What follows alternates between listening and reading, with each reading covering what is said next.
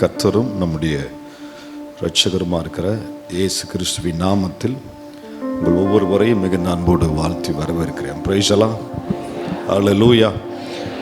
எழும்பி நின்று கர்த்தருடைய வார்த்தைக்காக நம்ம எல்லாரும் அப்போஸ்தலனாகிய பவுல் ரோமாபுரிக்கு எழுதின நிருபம் 4வது அதிகாரம் இந்த மாதத்தில் நாம் தியானிக்கும்படி கர்த்தர் நமக்கு தெரிந்தெடுத்த வார்த்தை ரோமர் 4வது அதிகாரம் அதனுடைய 17வது வசனத்தை எல்லாரும் சேர்ந்து வாசிக்க போறோம். ரோமர் 4:17 புதிய ஏற்பாட்டில் 211 வாசிப்போம். அநேக ஜாதிகளுக்கு உன்னை தகப்பனாக ஏற்படுத்தினேன் என்று எழுதியிருக்கிறபடி அவன் தான் விசுவாசித்தவரும் மரித்தோரை உயிர்ப்பித்து இல்லாதவைகளை இருக்கிறவைகளைப் போல் அழைக்கிறவருமாயிருக்கிற தேவனுக்கு முன்பாக நம் எல்லாருக்கும் தகப்பனான அல்லேலூயா. கண்களை மூடி ஆண்டவர் நம்ம நடத்தி வந்த பாதைகளுக்காக நன்றி சொல்லி இந்த நாளை காண செய்த நம்முடைய அப்படியே மாபெரும் கிருபைகளுக்காக கர்த்தரை துதிப்போம். எல்லாரும் ஆண்டவருக்கு நன்றி சொல்லுவோம். தேவனே அல்லேலூயா, ஸ்தோத்திரம்ப்பா, நன்றி அப்பா. தேவன் நன்மையை பெற்ற ஜனம் யாரும் சும்மா இருக்க முடியாது. வாய் திறந்து கர்த்தரை துதிப்பாங்க. ஆண்டவரை நேசிக்கிற பிள்ளைங்க, ஆண்டவர்கிட்ட நன்மையை வாங்கின பிள்ளைங்க யாராலையுமே அவர் சமூகத்துக்கு வந்து சும்மா இருக்கவே முடியாது. சும்மா இருக்க முடியாது.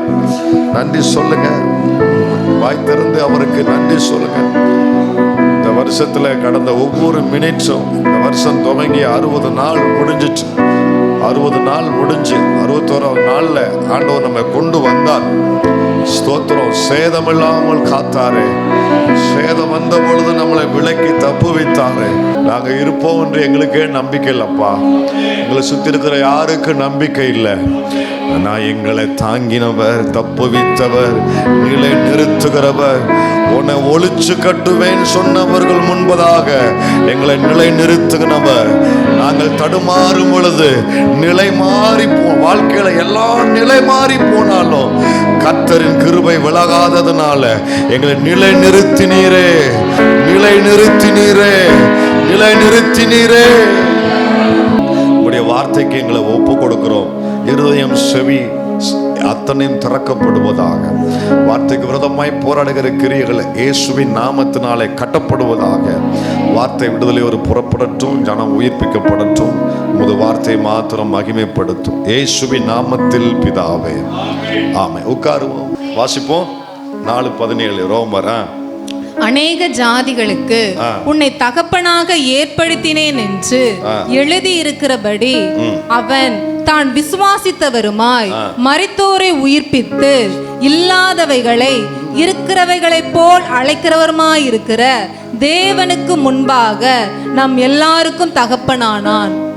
அன்றைய நாட்களில் இயேசு மரித்து உயிர்த்து பரமேறி சென்ற பின்பு 50வது நாளில் பெந்தேகோஸ்து நாளில் மேல் அறையில 120 பேர் கூடியிருக்கும் பொழுது பரிசுத்த ஆவியானவர் ஊற்றப்பட்ட பின்பு அங்கே வந்த எருசலேமின் பண்டிகைக்கு வந்திருந்த, அது பண்டிகை நாட்கள், ஆயிரக்கணக்கான லட்சக்கணக்கான பேர் நேரில் பார்த்தாங்க.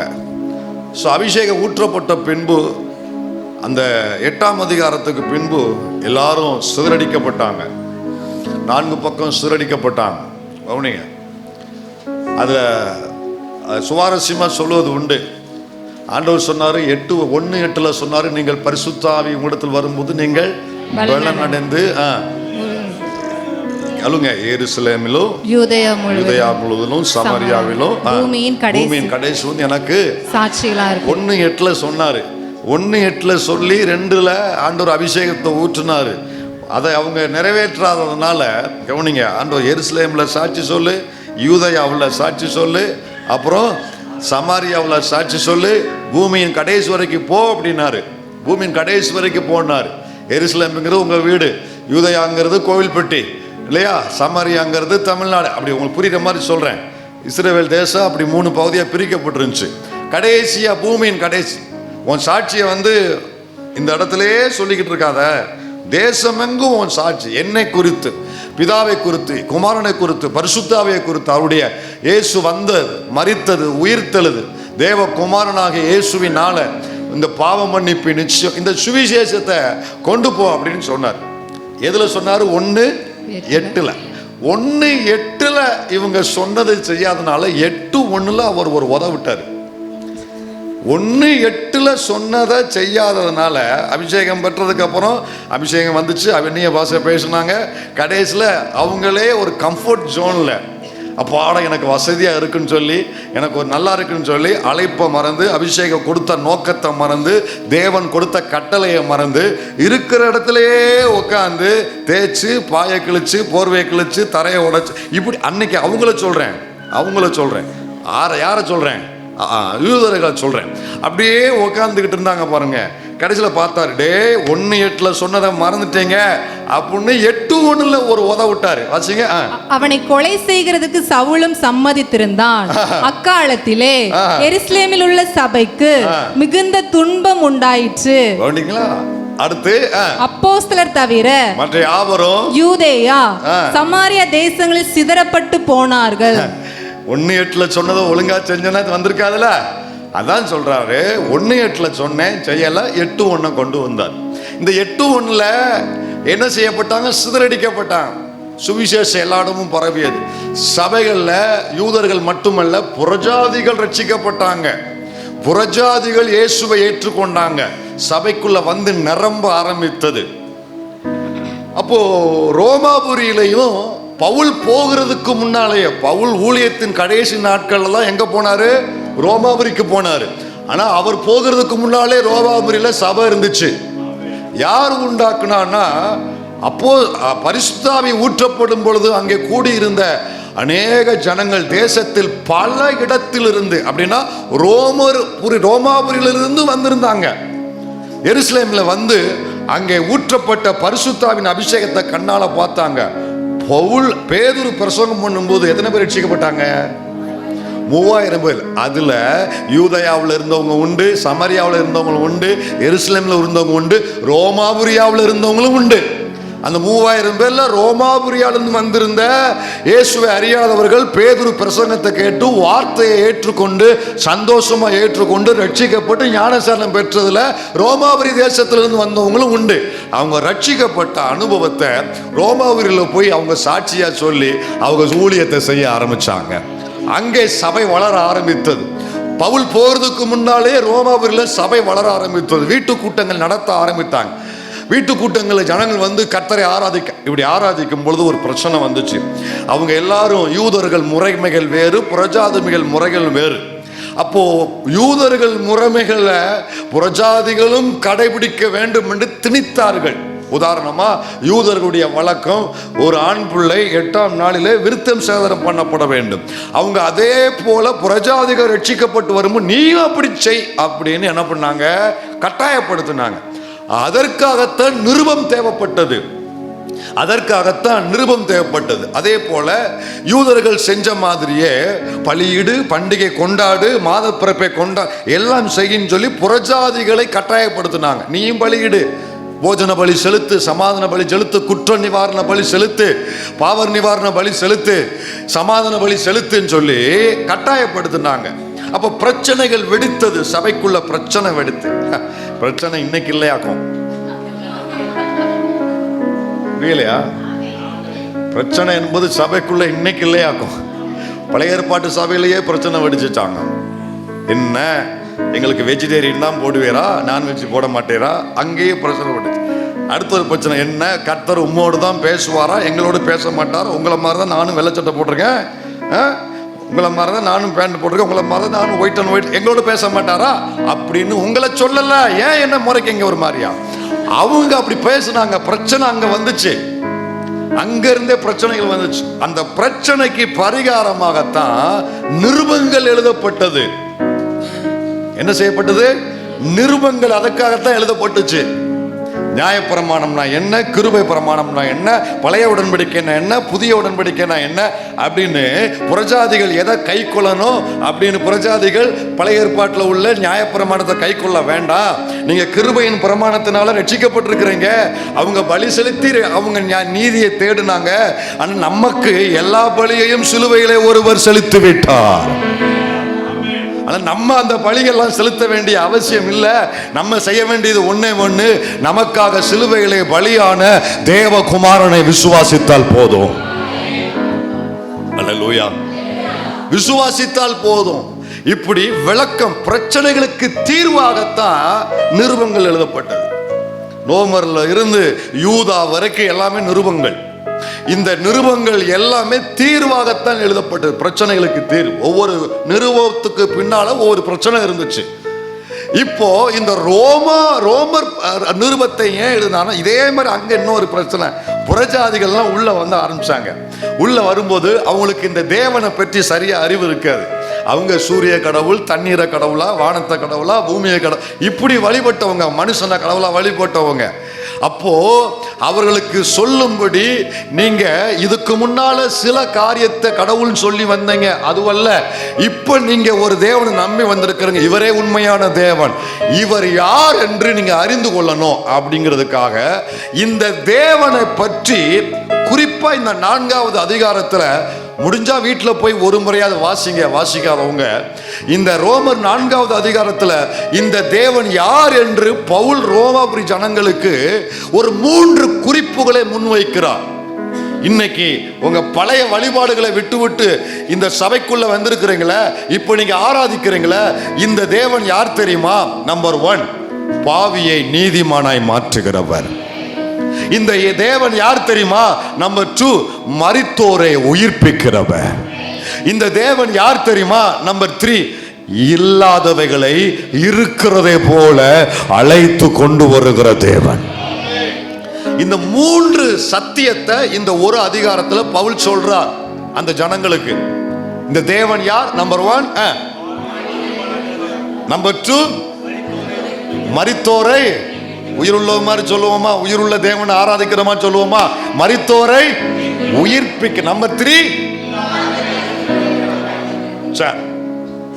அதுல முதல் குறிப்பு என்ன சொன்னேன்? பாவியை 4:5 வாசிங்க. நீதி இதே இதுல 4:5 வாசிங்க. ரோமர் 4:5. ஒருவன் கிரியை செய்யாமல் பாவியை நீதிமான் ஆக்குறவரிடத்தில் விசுவாசம் வைக்கிறவனாய் இருந்தால். கவுனிங்க, பவுல் சொல்ற சத்தியத்தினுடைய இன்னும் ஒரு உண்மையான காரியத்தை சொல்ற, நல்லா கவனிங்க. பவுல் சொல்றாரு, ஒருவன் கிரியை செய்யாமல் பாவியை, வானத்தின் கீழே பூமிக்கு மேலே ஒரு பாவியை நீதிமானாய் மாற்றுகிற ஒரே ஒரு வல்லமை உள்ள தேவன் உண்டென்று சொன்னா நாம் ஆராதிக்கிற ஜீவன் உள்ள கர்த்தராகிய இயேசு கிறிஸ்து.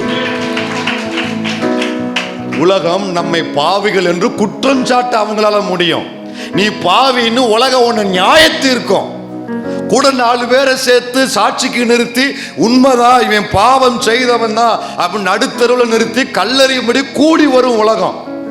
உலகத்தினால ஒரு மனிதனுடைய பாவத்தை விமர்சனம் பண்ணும், ஒரு மனிதனுடைய வாழ்க்கையை சித்தரிக்கும், ஒரு மனிதனை 4 பேருக்கு முன்பதாக குற்றவாளியாய் தீர்க்க முடியும்.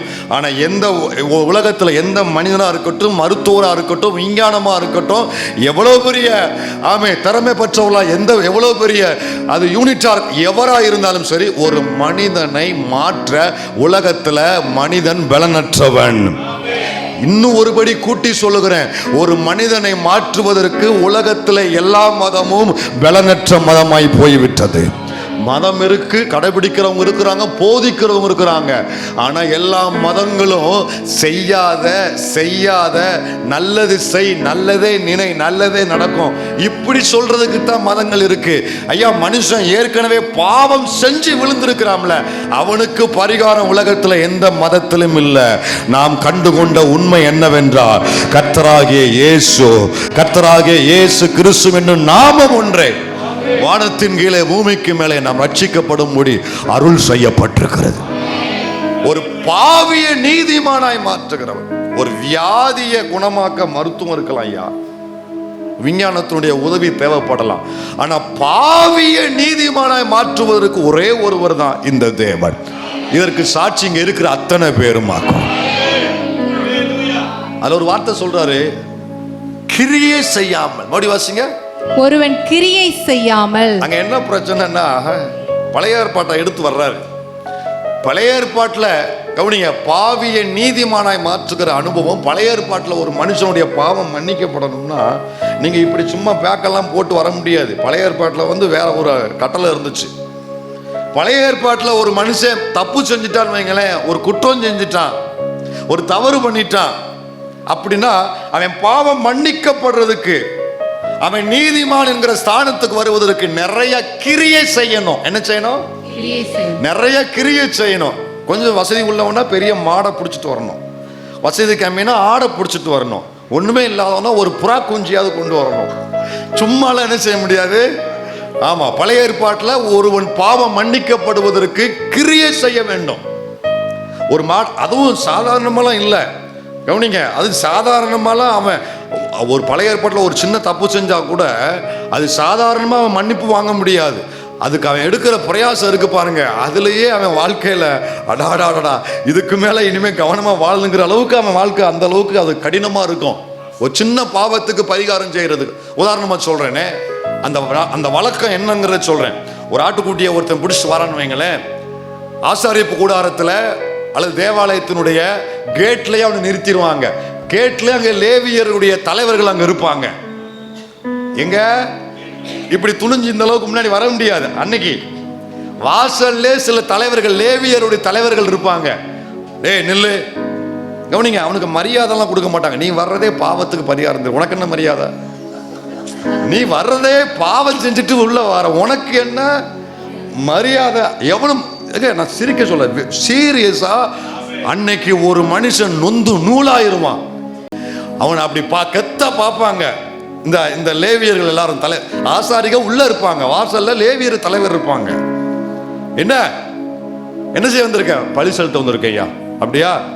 முதல் கேள்வி விசாரணை நடக்கும். நீ யாரு? என் பேர். உன் பேர் என்ன? ஸ்டீவன். உங்க அப்பா பேர் என்ன? சோல்ஸ். உங்க அப்பாவுடைய அப்பா 3 தலைமுறை பேரை சொல்லணும். எதுக்கு அப்படின்னா, நீ எந்த கோத்திரம்? யூதா கோத்திரமா, ரூபன் கோத்திரமா, நீ ஜோசப் எப்ராஹிம் கோத்திரமா, மனாசே கோத்திரமா, நீ செபுலோன் கோத்திரமா? உன் கோத்திரம் என்ன? எதுக்குன்னா அவன் யூதன் தானாங்கிறது கன்ஃபார்ம் பண்றதுக்கு. இந்த கோத்திரம், இந்த கோத்திரத்துல இந்த தாத்தா பேரு, அப்பா பேரு, நான் இந்த பேர் உறுதி செஞ்சதுக்கு அப்புறம் தான் சரி உள்ள போன்னு அனுப்புவாங்க. அவன் இஸ்ரவேலன், யூதன் தான் அப்படிங்கிற உறுதி தெரிஞ்சதுக்கு அப்புறம் தான் அந்த லேவியர் தலைவர்கள் அவனை உள்ள அனுப்புவாங்க. உள்ள போன உடனே 2வது ஒரு விசாரணை. உள்ள போன அங்க உள்ள ஆசாரியர்களுடைய அசிஸ்டன்ட் இருப்பாங்க, பிரதான ஆசாரியர்களுடைய அசிஸ்டன்ட் ஆசாரியர்கள் இருப்பாங்க. அவங்க அவனை உள்ள வந்த உடனே மேலங்களையும் ஒரு பார்வை பார்ப்பாங்க. மேலங்களையும் பார்வை பார்ப்போம். ஏண்டா போன வாரம் தான் வந்துட்டு போனேன், அதுக்குள்ளேயுமா உருப்படியா வாழ தெரியா? இப்படி ஒரு பார்வை பார்ப்பாங்க. இப்படி ஒரு பார்வை பார்த்துட்டு அந்த ஆட்டுக்குட்டிய பரிசோதிப்பாங்க. கண்ணு நல்லா இருக்கா, காது நல்லா இருக்கா, காலு நல்லா இருக்கா, சேதம் இருக்கா, சேதம் இல்லாம சுத்தமா இருக்கா, சுத்தமானதானா, குறையுள்ளதா, அது அவ்வளவு காரியம் விசாரிச்சதுக்கு அப்புறம், அதை பரிசோதிச்சதுக்கு அப்புறம் பலிபீடத்துக்கு பக்கத்துல போகணும். இதெல்லாம் ஏன் சொல்றேன்னா, நீங்க எவ்வளவு பாக்கியம் பெற்றவர்கள்ங்கிறதுக்காக காண்பிப்பதற்காக. பலிபீடத்துக்கு பக்கத்துல போய் அந்த மிருகம் இருக்கு பாருங்க, அந்த மிருகத்தினுடைய தலையின் மேல் இவன் கை வைக்கணும். கை வைத்து இவன் ஒரு வார்த்தை சொல்ல வேண்டும். தேவனே, என்னுடைய பாவத்துக்கு பரிகாரமாக இந்த மிருகத்தை பலி செலுத்துகிறேன். தேவனோடு நான் சமாதான உறவு வைப்பதற்கு நான் விரும்புகிறேன் அப்படின்னு இவன் சொன்ன மாத்திரத்திலே அந்த ஆடு அல்லது மாடு வெட்டப்படும். வெட்டப்பட்டு அந்த இரத்தத்தை ஒரு பாத்திரத்தில் எடுத்து அந்த இரத்தத்தை ஆசாரியன் விரலினால் தொட்டு பலிபீடத்தின் 4 கொம்புலே அவன் பூசுவான். பூசின உடனே அவன் அப்படியே திருப்பி அனுப்பிச்சிருவாங்க அவனை. அதுக்கப்புறம் அவன் எங்கேயுமே போக முடியாது, பலிபீடத்துக்கு மட்டும்தான் அவன் வர முடியும். அதுக்கு அடுத்து அங்க தொட்டி இருக்குல்ல, அங்க அவன் போக முடியாது. அப்புறம் ஆசாரிப்பு கூடாரத்துல பிரகாரத்துக்கு உள்ள என்ன இருக்கு? பரிசுத்த ஸ்தலம் இருக்குல்ல, அங்க என்ன இருக்கு? குத்துவிளக்கு இருக்குல்ல, அங்க அவன் போக முடியாது. அங்க என்ன இருக்குது? சமூகத்தப்ப மேஜை இருக்குல்ல, அங்க அவன் போக முடியாது. உள்ள மகா பரிசுத்த ஸ்தலத்துல அங்க தேவன் வீற்றிருக்கிறார் பாருங்க, கிருபாசனம், அங்க அவன் போக முடியாது. பிரகாரத்துல வாசல்ல வழிபடத்திலேயே திருப்பி அனுப்பிடுவாங்க. திருப்பி அனுப்பி இப்படியே முறைமைகள் நடந்து கொண்டிருந்தது. இதனால அவங்களுக்கு ஒரு விடுதலை இல்லை. பழி செலுத்துற மாதிரி இருக்கு, ஆனா பாவம் மன்னிக்கப்பட்ட மாதிரி தெரியல, நீதிமானாய் வந்த மாதிரி தெரியல. பழி எல்லா வருஷமும் செலுத்திக்கிட்டே இருக்கிறாங்க. குற்ற உணர்வு போகல, குற்ற உணர்வு அவங்களை அழுத்துது. இந்த பலியினால பவுல் எழுதுறாரு ரோமர்ல, சும்மா சொல்லல, வசனம் தான். 3:20 வாசிங்க. அதே ரோமர் 3:20 வாசிங்க. இப்படி இருக்க பாவத்தை அறிகிற அறிவு நியாயப்பிரமாணத்தினால் வருகிறபடியால் எந்த மனுஷனும் நியாயப்பிரமாணத்தின் கிரியைகளினாலே, நல்லா கவனிங்க, எந்த மனுஷனும் நியாயப்பிரமாணத்தின் கிரியைகளினாலே தேவனுக்கு முன்பாக நீதிமானாக்கப்படுவதில்லை. ஐயா, வசனத்தை நல்லா புடிச்சிட்டீங்களா, படிச்சிட்டீங்களா? எத்தனை வருஷம் பலி செலுத்திருப்பான் யோசித்து பாருங்க. செலுத்திட்டு குற்ற உணர்வோடையே திரும்பி வருவான். ஒரு விடுதலை அனுபவிக்க முடியாது ஐயா. இதுதான் பழைய ஏற்பாடு, இதுதான் பழைய உடன்படிக்கை.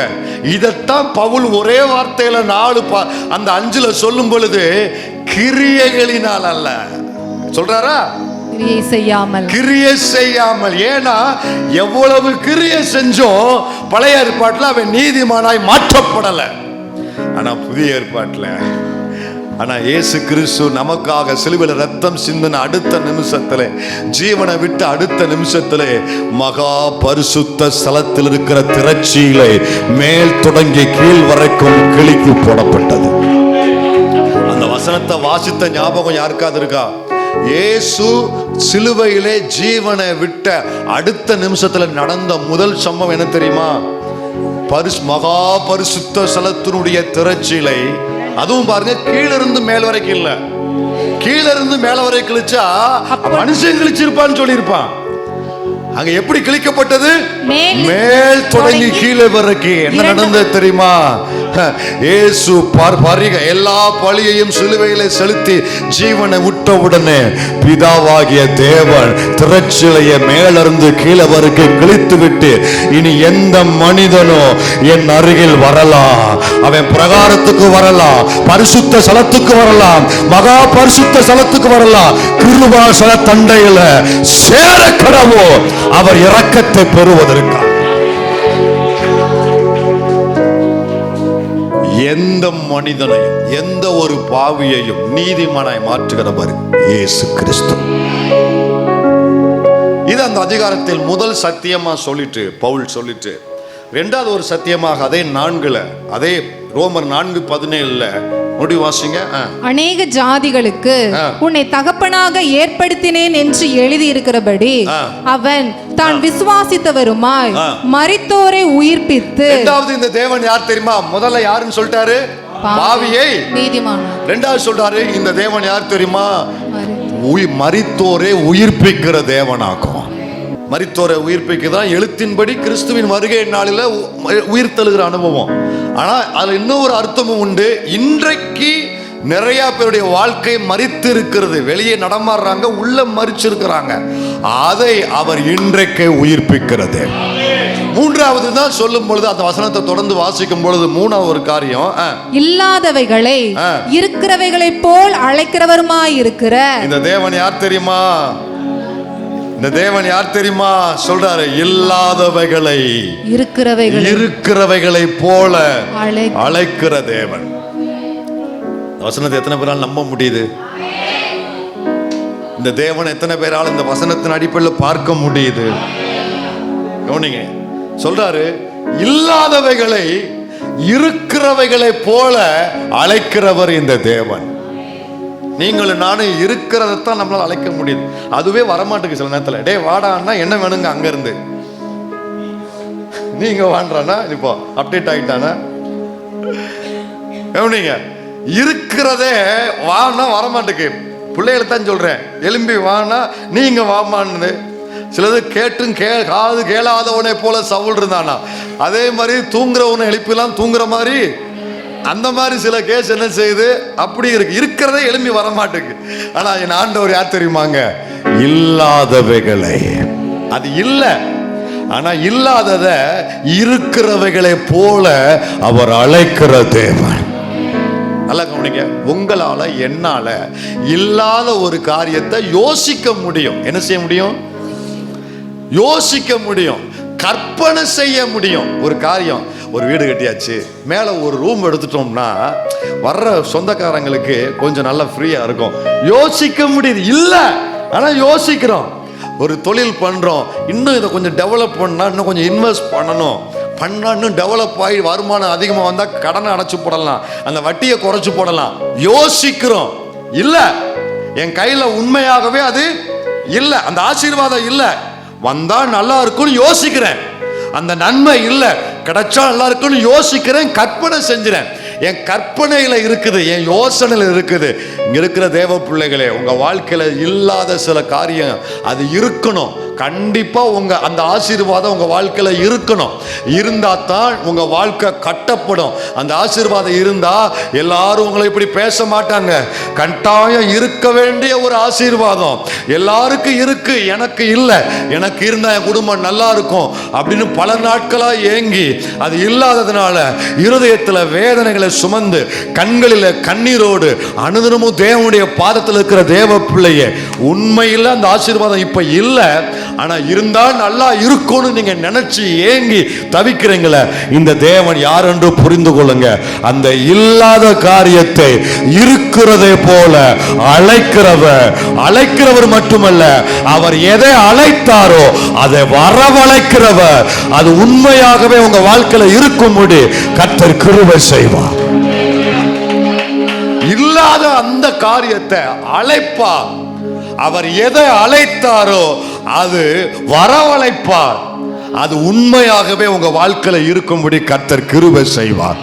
ஜெபிக்கிறதுக்கு விசுவாசம் இருந்ததுன்னா ஒரே ஒரு வினாடி கண்ணை மூடி ஆண்டவற்றை உங்க இருதயத்தை உயர்த்தி, எந்த ஆசீர்வாதம் இல்லைன்னு வாழ்க்கையில தடுமாறுகிறீர்களோ ஒரு சின்ன ஜெபம் பண்ணுங்க. வாய் திறந்து ஒரு சின்ன ஜெபம் பண்ணுங்க. ஜெபம் பண்ணுங்க. இந்த அனுபவத்துல போற பிள்ளைங்க நீங்க ஜெபம் பண்ணுங்க. உங்க சத்தத்தை கர்த்தர் கேட்பாரு. விசுவாசத்தோட வார்த்தை உள்ள வந்த உடனே ஒரு விசுவாசம் வரும். அந்த விசுவாசத்தோட கேளு சகோதரி, கேளுங்க சகோதரா, கேளுங்க தாயே, கேளுங்க தகப்பனே, கேளுங்க தம்பி தங்கச்சி, ஜெபிங்க. எது இல்லை பொதுவா ஜெபிக்காதீங்க. உங்க வாழ்க்கையில எது இல்லை இப்ப ஆண்டவர்ட்ட சொல்லுங்க. நீர் இருக்கிறதை போல அழைக்கிற ஆண்டவர், அழைத்து என் வாழ்க்கையில அதை கொண்டு வருகிறவர், காண செய்கிற தேவன் உம்மாலே முடியும்பா. அல்லேலூயா. இன்னைக்கு அது என் கையில இல்ல. நான் ஆண்டவர் யார் தெரியுமா? இன்னும் டிரான்ஸ்லேஷன்ல கொடுக்கப்பட்ட God create new things out of nothing. ஆண்டவர் என் வாழ்க்கையில ஒரு புதிய காரியத்தை எப்படி செய்வார்னா, ஒண்ணும் இல்லாததுல இருந்து ஒரு புதிய காரியத்தை செய்வார். இல்லைன்னு சொல்றீங்களே, வெறுமையா இருக்குன்னு சொல்றீங்களே, இல்ல வெறுமையா இருக்கு, ஒண்ணுமே இல்லையா? ஒண்ணும் இல்ல பாஸ்டர், ஒண்ணும் இல்ல பாஸ்டர், ஒண்ணும் இல்லை. அந்த ஒண்ணும் இல்லாததுல இருந்து கர்த்தர் ஒரு புதிய காரியத்தை செய்கிறார். ஒண்ணும் இல்லாத பேதுரு வாழ்க்கையில இருந்து கர்த்தர் ஒரு புதிய காரியத்தை செய்து அத்தனை பேர் முன்பதாக எடுத்து நிறுத்தினாரா? ஒண்ணும் இல்லாத சாரி பார்த்து விதவைகள் அவள்கிட்ட கர்த்தர் ஒரு புதிய காரியத்தை செய்து அவளை அவள் சந்ததியும் பாதுகாத்தாரா? இல்ல, ஒண்ணுமே இல்லைன்றீங்களே, அதுதான் கர்த்தருக்கு வேணும்ன்றாரு. அல்லேலூயா. தேவ பிள்ளைகளே, உங்க வாழ்க்கையில பல காரியங்கள் இருந்தா நல்லா இருக்கும்னு நினைத்த நாட்கள்லாம் உண்டுல்ல. ஆண்டவர் சொல்றார், இல்லாததை நான் இருக்கிறதை போல அழைக்கிறவர், வரவழைக்கிற கர்த்தர். இதைத்தான் பவுல் சொல்றாரு. இந்த தேவன் யாரு? இல்லாதவைகளை. இப்ப இந்த வசனத்துல, இந்த வார்த்தையில ஆண்டவர் 3 காரியத்தை செய்கிறார். எதுல? இல்லாதவைகள். அந்த வார்த்தையை சொல்லுங்க. அதுக்கு அடையாளம் நம்ம தானே. என்னப்பா இருக்கு? ஒண்ணும் இல்ல, ஒண்ணும் இல்ல, ஒண்ணும் இல்லாதவன். உலகம் பட்ட பேர் கொடுத்துருக்கான், நமக்கு கொடுத்துருக்கா? ஒண்ணும் இல்லாத அவன்கிட்ட போய் அவனே ஒண்ணும் இல்லாதவன், அவளே ஒண்ணும் இல்லாதவன், அவ குடும்பம் ஒண்ணும் இல்லை. இப்போ ஆண்டவர் சொல்றாரு, இந்த இல்லாதவைகள். சொல்லுங்க அந்த வார்த்தைய. இதுல கர்த்தர் 3 காரியத்தை செய்வார். ஒண்ணு, அழைப்பார். சொல்லுங்க, அழைக்கிறார். இரண்டாவது, தெரிந்து கொள்கிறார். மூன்றாவது, காண்பிக்கிறார். ரிப்பீட் பண்ணுங்க. 1 அழைக்கிறார், 2 தெரிந்து கொள்கிறார், 3 எதை அழைக்கிறார்? இல்லாததை அழைக்கிறார். எதை தெரிந்து கொள்ளுகிறார்? இல்லாததை தெரிந்து கொள்ளுகிறார். எதை காண்பிக்கிறார்? இல்லாததை. இதுல முதல் காரியம், மூணைக்கு டைம் இருக்குமான்னு தெரியல, முதல் காரியம் கவனிங்க, இல்லாததை அழைக்கிறார். நீங்களும் நானும் இருக்கிறத அழைக்கிறோம். ஆனா கர்த்தர் என்ன செய்ய? இல்லாததை வேதத்துல எங்க அழைச்சிருக்கிறாரு? சிருஷ்டிப்புல, ஆதியாகமம் முதல் அதிகாரத்துல அவர் ஒண்ணு அழைச்சாரு பாருங்க. அவர் அழைக்கும் பொழுது எனக்கு அதான் விசேஷம். அவர் படைக்கிற தேவன் எனக்கு தெரியும், சிருஷ்டிப்பின் தேவன் எனக்கு தெரியும், புதுசா உன்னை உருவாக்குகிற தேவன் எனக்கு தெரியும். ஆனா அதுல ஒரு பெரிய விசேஷம் என்ன அப்படின்னா, கவனிங்க, அந்த ஆதியாகமம் 1 எடுத்துக்க 6ஆம் வசனத்தை வாசித்து பாருங்க. 1:6. பின்பு தேவன் ஜலத்தின் மத்தியில் ஆகாய விரிவு உண்டாக கடவது அந்த வசனத்தை கவனிங்க, ஆழமா கொஞ்சம் பாருங்க. ஆகாய விரிவு உண்டாக கடவது. தேவன் நின்று கொண்டு பார்க்கிறார். கவனிங்க, அப்போ இருந்தது வானமும் பூமியும் மட்டும்தான் இருந்துச்சு, வேற எதுவுமே இல்லை. புரியுற மாதிரி சொல்றேன். வீடை கட்டியாச்சு, மேல சீலிங் இருக்கு, கீழே கிரவுண்ட் இருக்கு, கீழே தரை இருக்குது, வேற ஒண்ணுமே இல்லை. அதே மாதிரிதான் மேல வானம் இருக்கு, கீழே பூமி இருக்கு, வேற எந்த நட்சத்திரம் இல்லை, கோள்கள் இல்லை, சூரியன் இல்லை, சந்திரன் இல்லை, அங்க வெளிச்சம் இல்லை, பூமியில தேவையான மற்ற எந்த ஜீவ ஜந்துக்கள் இல்லை, கடல் இல்லை, மிருகங்கள் இல்லை, எதுவுமே இல்லை. ஓப்பனா இருக்கு, பிளேனா இருக்குது, வானம் பூமி மட்டும்தான் இருக்கு. இப்போ ஆண்டவர் தேவன் சொல்றாரு, ஆகாய விரிவு உண்டாக கடவுது. ஆகாய விரிவு உண்டாக கடவுது. அப்போ அவர் உண்டாக்கும் பொழுது ஆகாய விரிவு அப்போ இல்ல, இல்லாததான் உண்டாக்குறாரு. இப்ப கர்த்தருடைய விசேஷத்தை பாருங்களேன். இல்லாதத உண்டாக்கும் பொழுது பேர் சொல்லி கூப்பிடுறாரு. ஏங்க, ஆகாய விரிவு உண்டாக்கணும், எங்கேயோ இருக்கிறதான் நம்ம பேர் சொல்ல முடியும். ஒண்ணு ஏன் முன்னாடி இருக்கணும், அது வேற எங்கேயாவது இருக்கணும், பேரை சொல்லி கூப்பிடுவோம். ஆகாய விரிவு உண்டாக கடவுதுன்னு கர்த்தர் சிருஷ்டிக்கிறாரு. ஆனா சிருஷ்டிக்கும் பொழுது, சிருஷ்டித்த பின்பு இதுக்கு பேர் ஆகாய விரிவுனா அது ஓகே. ஆனா அவர் கூப்பிடும் பொழுது இல்லாத ஒண்ண பேரை சொல்லி ஆகாய விரிவு உண்டாக கடவுது. இதோட அர்த்தம் என்ன தெரியுமா? அவர் சொல்லாகும், அவர் கட்டளையிட நிற்கும். அவர் வாயிலிருந்து பிறந்த வார்த்தை பிறக்கும் உடனே அதை எதை பேர் சொல்லி அழைத்தாரோ அது வந்து நின்றது. இல்லாத ஒன்றே இருக்கிறதே போல. ஆகாய விரிவு இல்ல, ஆனா எங்கேயோ இருக்கிற மாதிரி கூப்பிடுறாரு, பேரை சொல்லி கூப்பிடுறாரு. அது இல்ல, ஆனா எங்கேயோ இருக்கிற மாதிரி பேரை சொல்லி கூப்பிடுறாரு.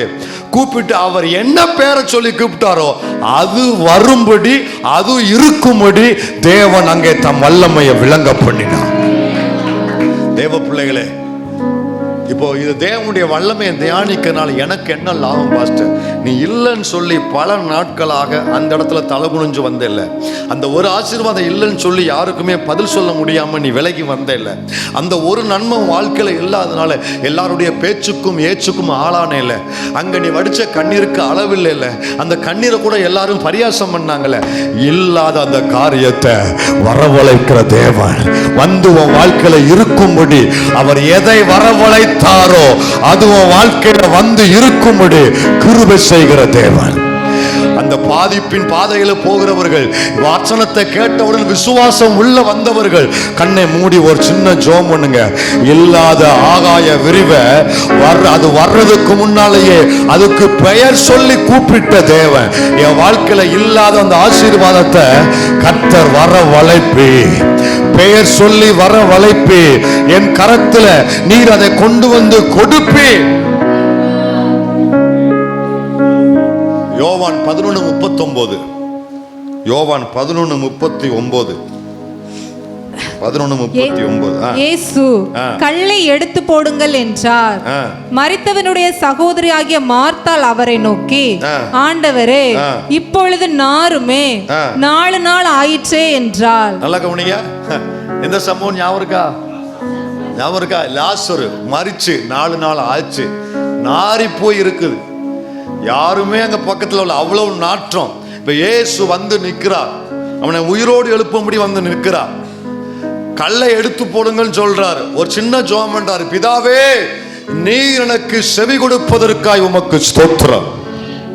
ஜெபம் பண்ணிட்டு ஊர்ல உள்ள பெரிய ஆட்கள்லாம் கூப்பிடுங்க, இங்க இருக்கிற பெரிய லீடரை கூப்பிடுங்க, இங்க இருக்கிற எல்லா குட்டி பாஸ்ட் பெரிய பாஸ்டர்லாம் கூப்பிடுங்க, எல்லா வரம் பெற்றவங்க எல்லாம் கூப்பிடுங்க. எல்லாரும் சேர்ந்து ஒரு 12 மணி நேரம் ஜெபம் பண்ணுவோன்னு சொன்னாரா? எல்லாரும் சேர்ந்து ஒரு ஆன்லைன் ப்ரேயர் போடுவோன்னு சொன்னாரா? சொல்லுங்க. பிரைஸ் அண்ட் வொர்ஷிப் போடுவோன்னு சொன்னாரா? அங்க என்ன சொன்னாரு தெரியுமா? 40ஆம் வசனம் 43ஆம் வசனத்தை பாருங்க. இவைகளை சொன்ன பின்பு லாசருவே. இதை இப்படி சொல்லக்கூடாது, எல்லாரும் சேர்ந்து சொல்லுங்க, லாசருவே. ஐயா, அவன் மரிச்சு 4 நாள் ஆச்சு. செத்த ஒருவன் பேரை சொல்லி நம்ம கூப்பிட, லாசர் இப்ப அங்க இல்ல, லாசர் இல்ல. அவரு அந்த பாடியை போய் யாராவது கையை தொட்டு இந்த பாடிக்குள்ள உயிர் வருவதாக அப்படின்னு வந்து அவன் கண்ணை முடிச்சப்பறம், என்ன லாசரு வா அப்படின்னு சொல்றது வேற, மனுஷன் செய்வான். லாசரு அங்க இல்ல, இல்ல, இல்ல. இல்லாதவனை இருக்கிறவர்கள் போல அழைக்கிற ஜீவனுள்ள தேவன் சொல்றாரு, Lazarus come on, come out. இல்ல, அவன் இல்ல, இல்லாதவனை இருக்கிறவனை போல அழைத்தார். அவர் அழைத்தபடியே அவன் வந்தான். வரும்படி தேவன் அங்கே தம் வல்லமையை விளங்க பண்ணினார். நாற்றம் எடுத்து போன உங்க வாழ்க்கையில் உள்ள சில காரியங்கள் மறுபடியும் நல்ல நிலைமைக்கு வரும்படி இல்லாதவர்களை இருக்கிறவர்களை அழைக்கிற தேவன் கிரியை செய்கிற நேரம். விசுவாசிக்கிறவங்க மட்டும் ஜெபிக்க ஆரம்பிங்க. இந்த ஜெபத்தை சாதாரணமா என்ன வேண்டாம், விசுவாசத்தோடு நீ ஜெபிச்சா கண்டிப்பா நடக்கும். ஒரு சின்ன ஜெபம் பண்ணுங்க. நாற்றம் எடுத்த என் குடும்பம், என் பிள்ளை வாழ்க்கை, என்னுடைய சரீரத்தில் உள்ள வியாதிகள், இவைகளை ஆண்டவரே இல்லாத ஒருத்தனுடைய பெயரை சொல்லி வரவழைக்க உங்களால மட்டும்தான் முடியும். ஆண்டவரே இல்லாத ஒருத்தனை நீங்க பெயர் சொல்லி கூப்பிட்டீங்க, கூப்பிட்டு அந்த பெயருக்குரியவன் வந்தா என் வாழ்க்கையில ஒரு வார்த்தையை அனுப்புங்கன்னு சொல்லுங்க. ஒரே ஒரு வார்த்தையை சொல்லுங்க, ஒரே ஒரு வார்த்தையை அனுப்புங்க. நாரி போன காரியம் நலமாய் மாறும், நல்லபடியாய் மாறும், சீரடையும், ஸ்திரப்படும், மறுபடியும் உயிர் அடையும். 1 சாமுவேல் 2:10 அண்ணால் மூலம் கர்த்தர் அங்க ஒரு காரியத்தை செய்யறார். 1 சாமுவேல் 2:10 கர்த்தரோடு வழக்காடுகிறவர்கள் நொறுக்கப்படுவார்கள், வானத்திலிருந்து அவர்கள் மேல் முழங்குவார். கர்த்தர் பூமியின் ஒரு ஜெபம் பண்ணா, ஆண்டவருடைய ஆலயத்துல வந்து எனக்கு ஒரு குமாரனை தாரும், தந்தா உமக்கு தருவேன். கர்த்தர் கொடுத்தார். அவள் ஜெபத்தை கனப்படுத்தி அவளுடைய வேதனைகளை ஒரு முற்றுப்புள்ளி வைத்து அவள் நிந்தனைகளை மாற்றும்படி சாமுவேல் என்னும் நன்மையை கர்த்தர் அவளுக்கு தந்தார். அந்த நன்மையை வாங்கி கொண்டு கர்த்தருடைய ஆலயத்தில் நன்றி செலுத்தும்படி அவர் முழங்கால் படியிட்டு அவள் கர்த்தருக்கு துதி ஸ்தோத்திரம் பாடுகிறாள். முதல் அதிகாரத்தில் ஜெபம், 2வது அதிகாரத்தில் துதி பாட்டு. இந்த துதி பாட்டு பாடும் பொழுது ஒரு தீர்க்கதரிசன வார்த்தையை கர்த்தர் அவள் வாயில வைக்கிறார். நல்லா வாசிங்க, கவனிச்சு எல்லாரும் கவனிக்கணும்னா அவளுடைய வாயில கர்த்தர் வார்த்தை வைக்கிறார். கர்த்தரோடு வழக்காடுகிறவர்கள் நொறுக்கப்படுவார்கள், வானத்திலிருந்து அவர்கள் மேல் முழங்குவார். கர்த்தர் பூமியின் கடையாந்தரங்களை நியாயம் தீர்த்து. கவனிங்க, கவனிங்க, கவனிங்க. இவளுக்கு தெரியாது இப்ப என்ன நடக்க, என்ன ஜெபிக்கிறேன்னு இவளுக்கு தெரியாம ஜெபிச்சுக்கிட்டு இருக்கா. நியாயம் தீர்த்து சிங்காசனத்தை குறிச்சு பேசுறாரு. அடுத்த வார்த்தை, தாம் ஏற்படுத்தின ராஜாவுக்கு பலன் அளித்து. எருசலேம் இல்ல, இஸ்ரவேல் தேசத்துல இந்த நேரத்துல ராஜா என்று ஒருவன் கிடையவே கிடையாது. ராஜா வந்து அதுக்கப்புறம் தான் வரான். ராஜா 10க்கு அப்புறம் தான் வரான், அங்கதான் வரான். இந்த அதிகாரத்துல ராஜா என்று ஒருவன் கிடையவே கிடையாது. ராஜா என்று ஒருவன் இல்லை, சிங்காசனம் என்று ஒருவன் இல்லை. அங்க நியாயாதிபதிகள் மட்டும்தான் இருந்தாங்க, தீர்க்கதரிசிகள் இருந்தாங்க, அவ்வளவுதான். ஆசாரிகள் இருந்தாங்க. ராஜா கிடையாது, சிங்காசனம் கிடையாது. இல்லாதவைகளை இருக்கிறவைகளை போல அழைக்கிற தேவன் அன்னாளின் நாவிலே அவளுக்கே தெரியாம ஒரு தீர்க்கதரிசன வார்த்தையை வைத்து கர்த்தர் ஜெபிக்க வைக்கிறார்.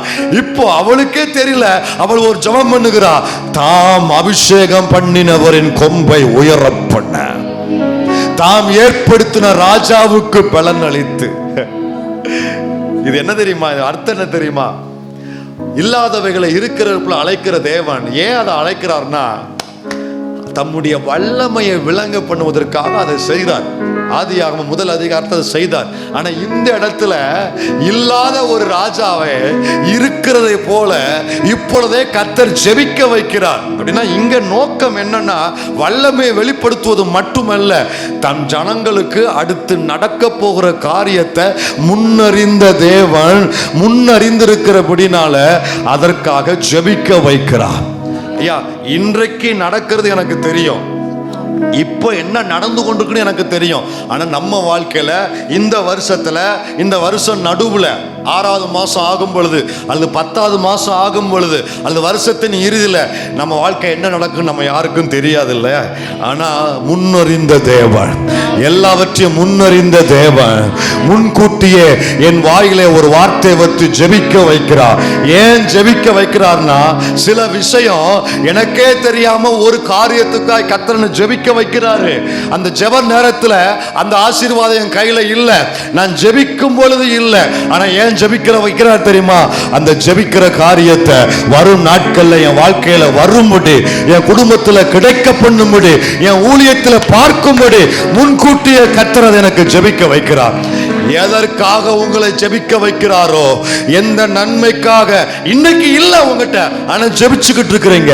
நீங்க ஜெபிக்கிறது உங்க வாழ்க்கையில வந்து இருக்கும்படி, வந்து சேரும்படி கர்த்தர் கிருபை செய்வார். நம்புறீங்களா?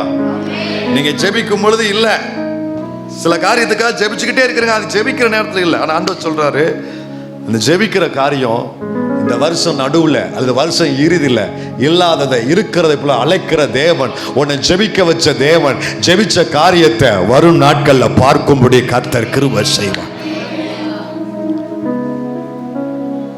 அவர் அழைக்கிறார். எதை அழைக்கிறார்? இரண்டாவது, அவர் தெரிந்து கொள்ளுகிறார். எதை தெரிந்து கொள்ளுகிறார்? 1 கொரிந்தியர் முதல் அதிகாரம் 28ஆம் வசனத்தை வாசிங்க. 1 கொரிந்தியர் முதல் அதிகாரம் 28ஆம் வசனத்தை வாசிங்க. உள்ளவைகளை அவமாக்கும்படி உலகத்தில் இழிவானவைகளையும் அற்பமாய் எண்ணப்பட்டவைகளையும் இல்லாதவைகளையும் தேவன் தெரிந்து கொண்டார். இல்லாததை அழைத்த தேவன் இரண்டாவது ஒரு காரியம் செய்கிறாரு, இல்லாததை தெரிந்து கொள்ளுகிறார். இருக்கிறதை தெரிந்து கொண்டாலே நம்ம லட்சணம் அவ்வளவுதான். 5 அட்டம்ப்ட் பார்த்துக்கோ. எத்தனை அட்டம்ப்ட் போட்டாலும் இன்னும் நான் தேர முடியல இருக்கிறத வச்சாலே. ஆனா கர்த்தர் என்ன பண்றான்னா, இல்லாத ஒன்றை சூஸ் பண்றாரு. என்ன கவனிங்க, ஒரு நல்ல ப்ராஜெக்டுக்கு, ஒரு நல்ல வேலையை செய்யறதுக்கு, ஒரு நல்ல கம்பெனியில் ஒரு நல்ல காரியத்தை செய்யறதுக்கு நம்ம யாரை சூஸ் பண்ணோம்னா, திறமை உள்ளவர்களை, தாளந்து உள்ளவர்களே, படிப்பு உள்ளவர்களே, பின்னணியும் உள்ளவர்களே, கெப்பாசிட்டி உள்ளவர்களே, இல்லையா, பர்சனாலிட்டி உள்ளவர்களே எல்லாரும் உலகம் தெரிந்து கொள்ளுகிறது. ஆனா இந்த தேவன் அவருடைய மகத்தான மகிமையான காரியத்துக்கு யாரை தெரிந்து கொள்கிறாருன்னா, திறமை உள்ளவர்களை அல்ல, கவனிங்க, தாளந்து உள்ளவர்களை அல்ல, படிப்பும் பதவியும் உள்ளவர்கள் அல்ல. அவர் தெரிந்து கொள்வது இல்லாதவைகளை அவர் தெரிந்து கொள்ளுகிற தேவன். இல்லாதவைகளை அவர் தெரிந்து கொள்ளுகிற தேவன். அவர் ஒரு இன்டர்வியூ வைப்பார், ஆண்டவர் ஒரு இன்டர்வியூ வைப்பார், நேர்முக தேர்வு வைப்பார். அதுல யாரை செலக்ட் பண்ணுவார்னா, யார் என்னிடத்துல இல்லைன்னு சொல்றாங்களோ, எனக்கு தகுதி இல்லை, எனக்கு பலன் இல்லை, எனக்கு அது இல்லை, இது இல்லை, என்னால முடியாது இல்லைன்னு சொல்றாங்களோ, அதுதான் கர்த்தருக்கு தகுதி. அவர்கள் தேவன் பார்வையில தகுதி. கவனிங்க, ஏன் இல்லாததை தெரிந்து கொள்றாருன்னா, எதற்காக? அடுத்த வசனம் வாசிங்க, 29 வாசிங்க. மாம்சமான எவனும் தேவனுக்கு முன்பாக பெருமை பாராட்டாதபடிக்கு. நல்லா கவனிங்க, இல்லாத ஒன்றை கர்த்தர் தெரிந்து கொள்றதுக்கு என்னன்னா, நான் படிச்சு நல்ல கிராஜுவேட்டா மாறி பட்டம் பெற்று 2 PhD முடிச்சு நான் பட்டம் பதவியோடு வந்தேன்னா, நாளைக்கு நான் கர்த்தரை நான் பேசவே மாட்டேன், அவரை முன்னால வைக்கவே மாட்டேன். நான் படிச்சேன், எங்க அம்மா அப்பா கொடுத்தது, நான் படிச்சேன், இது என்ன பெருமை பாராட்டுறதுக்கு ஏதுவாயிருங்கிறதுக்காக கர்த்தர் என்ன பண்றாருன்னா, மனிதன் ஒருவரும் தன்னை மேன்மை பாராட்ட கூடாது என்பதற்காக அவர் இல்லாதவனை தெரிந்து கொள்ளுகிறார். இல்லாதவன் தெரிந்து கொள்ளப்பட்ட பின்பு அவன் என்ன சொல்லுவான் தெரியுமா? அவன் ஒருபோதும் தன்னுடைய படிப்பை முன்னால வைக்க முடியாது, தன்னுடைய குடும்பத்தை முன்னால வைக்க முடியாது, நான் படிச்சேன்னு சொல்ல முடியாது, என் குடும்பம் கொடுத்ததுன்னு சொல்ல முடியாது, என் பின்னணியை தூக்கி விட்டதுன்னு சொல்ல முடியாது, ஊருக்காரங்க எனக்கு உதவி செஞ்சாங்கன்னு சொல்ல முடியாது. பெருமை பாராட்டிட ஒன்றுமில்லையே, தாங்கி நடத்துவது உங்க கிருபையே. பெருமை பாராட்டிட ஒன்றுமில்லையே, தாங்கி நடத்துவது உங்க கிருபையே. நன்றி சொல்லி துதி பாடி மனதார தொழுகிறோம், நீங்க இல்லாம வாழ முடியா. இது யார் பாடுவா தெரியுமா? இல்லாதவன் தான் தெரிந்து கொள்ளப்படும் பொழுது இதை பாட முடியும். ஐயா, இல்லாதவர்களை தெரிந்து கொள்ள என் தேவன் ஒருவரால மட்டும்தான் முடியும். ஒண்ணுமே இல்லை பாஸ்டர், ஒன்னைத்தான் கர்த்தர் தெரிந்து கொள்ளுகிறார். எதுக்கு? உள்ளவனே அவமாக்கும்படி. அந்த வசனம் கவனிச்சீங்களா? உள்ளவை உள்ளதை 28 வாசிங்க.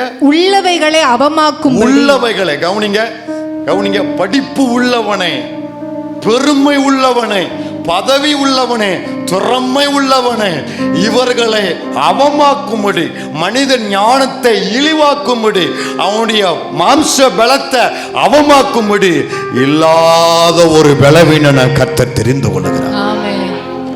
ஏலா பள்ளத்தாக்குல கோலியாத்துக்கு சமமா நின்று போரிடுவதற்கு அங்கே சவுல் போன்ற உள்ளவர்கள் அங்க இருந்தாங்க. யார் இருந்தாங்க? திறமை உள்ளவர்கள், போர் தெரிந்தவர்கள், யுத்தம் செய்கிற அந்த டெக்னிக் தெரிந்தவர்கள், பட்டயம் உள்ளவர்கள், கேடகம் உள்ளவர்கள், தலைச்சீரா உள்ளவர்கள், படைவி எல்லாம் உள்ளவர்கள் இருந்தாங்க.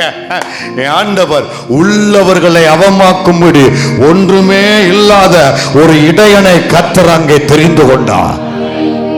அல்லேலூயா. இல்லாத தேவ பிள்ளையே, ஒன்னும் இல்ல இல்ல இல்லன்னு வெறும் கையோடு வெறும் மடியோடு வந்து நிற்கிற தேவ பிள்ளையே, உள்ளவைகளை அவமாக்க இல்லாத உன்னை தேவன் தெரிந்து கொள்ளுகிறார். இல்லாத உன்னை தெரிந்து கொண்டு என்ன செய்வார் தெரியுமா? உள்ளவர்களை, அதை மட்டும் சொல்லி முடிக்கிறேன். உங்களுக்கு எதிராக ஒரு தீய வல்லமைகளை சத்துரு எழுப்பி இருக்கிறான். அவன் என்னை யாருமே, அந்த வசனத்துக்கு அதான் அர்த்தம், உள்ளவைகள் அவமாக்கப்படும்படி. எது உள்ளவைகள்? அந்த உள்ளவைகள் வார்த்தைக்கு உள்ள என்ன இருக்குன்னா, உங்களுக்கு எதிராக ஒரு கூட்டம் செயல்படுது, உங்களை அழிக்கும்படி, உங்களை இல்லாமல் ஆக்கும்படி. நீ இருக்கிற வீட்டுல உனக்கு தொந்தரவு, நீ வேலை செய்கிற இடத்துல உனக்கு தொந்தரவு, நீ போகிற ஒரு இடத்துல உனக்கு தொந்தரவு. உனக்கு எதிராக எப்போதும் ஒரு குற்றத்தை சொல்லி கொண்டே உன்னை எப்படியாகிலும் இடத்தை விட்டு காலி செய்ய வேண்டும் என்று ஒரு கூட்டம் சத்துரு எழுப்பின அந்த பெருமை பாராட்டுகிற, மேட்டிமை பாராட்டுகிற ஒரு துன்மார்க்கர் கூட்டம் உனக்கு எதிராக செயல்பட்டு கொண்டிருக்கிறது. அது உன்னை மனமடி வாக்குகிறது, உங்க இருதயத்தை வேதனைப்படுத்தி கொண்டிருக்கிறது. அவர்கள் எல்லாம் உள்ளவர்கள். இப்ப உள்ள அவனை, உன்னை வேதனைப்படுத்துகிற உள்ள அவனை அவமாக்கும்படி இல்லாத உன்னைய தேவன் தெரிந்து கொண்டு உன்னைய பயன்படுத்தி உள்ளவனை தேவன் வெட்கப்படுத்துகிறார், அவனை தலகுனிய பண்ணுகிறார், அவனை அசைய பண்ணுகிறார், உன்னை நிலைநிறுத்துகிறார். நம்புறீங்களா? நீங்க இல்லாதவர்களை அழைத்து என் வாழ்க்கையில் அது இருக்கும்படி கிருபை செய்கிற இந்த தேவன் இல்லாத என்னையவே அவருக்காக தெரிந்து கொள்ளுகிற கர்த்தர். நான் என்ன செய்யணும் தெரியுமா? நான் என்ன செய்யணும் தெரியுமா? ஆண்டவர் என்கிட்ட ஒன்னே கேட்கிறாரு, தேவ பிள்ளைகளே, இல்லாத காரியத்தை உனக்கு நான் வரவழைச்சு உனக்கு கொடுக்கவும் முடியும், இல்லாத உன் வாழ்க்கையில உன்னை தெரிந்து கொண்டு உன் வாழ்க்கையை நான் மேன்மைப்படுத்தவும் என்னால முடியும். ஆனால் நீ எனக்கு ஒரு காரியம் செய்யணும். எப்படி அன்னாள் வாழ்க்கையில் இல்லாத உன்னை தீர்க்க தரிசனமாக வைத்து ஜெபிக்க வைத்து அவள் மூலம் தேவன் அங்கே ஒரு காரியத்தை செய்தாரோ, அதே போல எப்படி கர்த்தர் அன்றைக்கு இல்லாத ஒரு ஆகாய விரிவை கொண்டு வந்து இந்த பூமியை ஆண்டவர் ஸ்திரப்படுத்தினாரோ, இதே மாதிரி உன் வாழ்க்கையில் இல்லாத அந்த காரியம் வர வைக்க கர்த்தரால முடியும். அதே மாதிரி இல்லாத ஒன்றை பயன்படுத்த இந்த தேவனால முடியும். அந்த இல்லாத நாட்கள்ல கர்த்தரை தெரிந்து கொண்டார்ல, அதன் பின்பு எல்லாம் எனக்கு வந்தாலும் கூட இல்லாத நாட்கள்ல எப்படி நான் தேவனை முன்னால வச்சேனோ அதே போல எல்லாம் வந்த பின்பும் கூட நான் கர்த்தரை முன்னால வைக்கணும். சில ஆட்கள் ஒண்ணுமில்லாத நாட்கள்ல நீரே தஞ்சம் இருப்பாங்க, அவரே பிடிச்சிருப்பாங்க. ஆனா எல்லாம் வந்த பின்பு மாறி போகிறதுக்கு அபாயம் உண்டு. இந்த உலகத்தில் அப்படிப்பட்ட ஆபத்து உண்டு. கவனிங்க, என்ன இல்லாத நேரத்துல தானே தெரிந்து கொண்டாரு, ஒண்ணும் இல்லாத நேரத்தில் தெரிந்து கொண்டாரு. இப்ப என் கையில நிறைய வந்தும் கூட இதை தூர வச்சுட்டு என் ஆண்டவரை முன்னால வச்சு எப்போதும் என் முன்னால நீங்க மட்டும்தான் ஆண்டவரே, அந்த இடத்தை வேற யாரும் கொடுக்க மாட்டேன். நான் இல்லாத நாட்களிலும் சரி, எல்லாம் இருக்கும் நாட்களிலும் சரி, எனக்கு எப்பொழுது நீங்க தான் ஃபர்ஸ்ட் முன்னால. ஒப்பு கொடுக்க விரும்புறவங்க முழங்கால் படிடுவோமா? ஜெபம் பண்ண விரும்புறோம், விசுவாசத்தோடு கர்த்தரிடத்துல ஒரு ஜெபம் பண்ணுங்க. அல்லேலூயா, அல்லேலூயா. இல்லாத ஒரு காரியத்தை ஏங்கி ஏங்கி ஏங்கி இது இருந்தா நல்லா இருக்குன்னு யோசித்து நான் யோசிக்கிறேன், அதுக்காக ஜெபிக்கிறேன், அதுக்காக காத்திருக்கிறேன். தேவ பிள்ளையே, இல்லாத ஒரு காரியத்துக்காக யோசித்து காத்திருந்து ஜெபிக்கிற தேவ பிள்ளையே, இந்த மாதத்துல அதை இருக்கிறவைகளை போல அழைக்கிற தேவன் அந்த ஆசீர்வாதத்தை உங்களுக்காக தேவன் வரவழைப்பாராக. அவர் அழைத்த பின்பு அது எதை அழைத்தாரோ அது வாழ்க்கையில இருக்கும்படி கர்த்தர் கிருபை செய்வார். விசுவாசத்தோடு ஜெபம் பண்ணுங்க, விசுவாசத்தோடு கர்த்தரிடத்துல கேளுங்க. இது இல்லாததுனால எனக்கு இவ்வளவு அவமானம், இது இருந்தா நான் என் குடும்பம் தலகுனிய வேண்டிய அவசியம் இல்லைல்ல. இந்த ஆசீர்வாதம் இருந்தா என் குடும்பம் இந்த அளவுக்கு தலகுனிய வேண்டிய அவசியம் இல்லைல்ல. நான் இப்ப விசுவாசிக்கிறேன், நான் இப்போ நம்புறேன். ஜீவனுள்ள தேவன், உங்க வார்த்தைக்குள்ள ஒரு ஜீவன் இருக்கு. இப்போ எனக்குள்ள அந்த வார்த்தையை அனுப்புறீங்க, என் குடும்பத்துக்கு நேரம் அந்த வார்த்தையை அனுப்புகிறீங்க. வார்த்தையை அனுப்புவாராக. கர்த்தர் கண்ணீரோடு ஜெபிக்கிற தம் பிள்ளைகள் வாழ்க்கையில இப்பொழுது ஒரே ஒரு வார்த்தையை அனுப்புவாராக. வார்த்தை வெளிப்பட்ட பொழுது இல்லாத ஆகாய விரிவு வந்தது. வார்த்தை வெளிப்பட்ட பொழுது இல்லாத செத்து போன லாசரு வந்தா. வார்த்தை வெளிப்பட்ட பொழுது நாரி போனது மறுபடியும் சுகம் அடைந்தது. வார்த்தை வெளிப்படு. தேவ பிள்ளைய விசுவாசத்தோடு ஆர்ப்பரித்து கர்த்தரை மகிமைப்படுத்து. வார்த்தை வெளிப்படுது உன் வாழ்க்கையில. கர்த்தர் தம் வார்த்தையை அனுப்புகிறார், ஜீவனை அனுப்புகிறார். அது உயிர் அடையுது, அது மறுபடியும் எழும்புது, மீண்டும் வருகிறது. உன் தொழில் எழும்புது, உன் குடும்பம் எழும்புது, உன் பிள்ளை குடும்பம் எழும்புது. இல்லாதவர்களை கர்த்தர் உனக்காக வரவழைக்கிறார், வரவழைக்கிறார். கதறி கண்ணீரோடு சோமனு சோமனு சோமனு வரவழைப்பார், உனக்காக வரவழைப்பார்.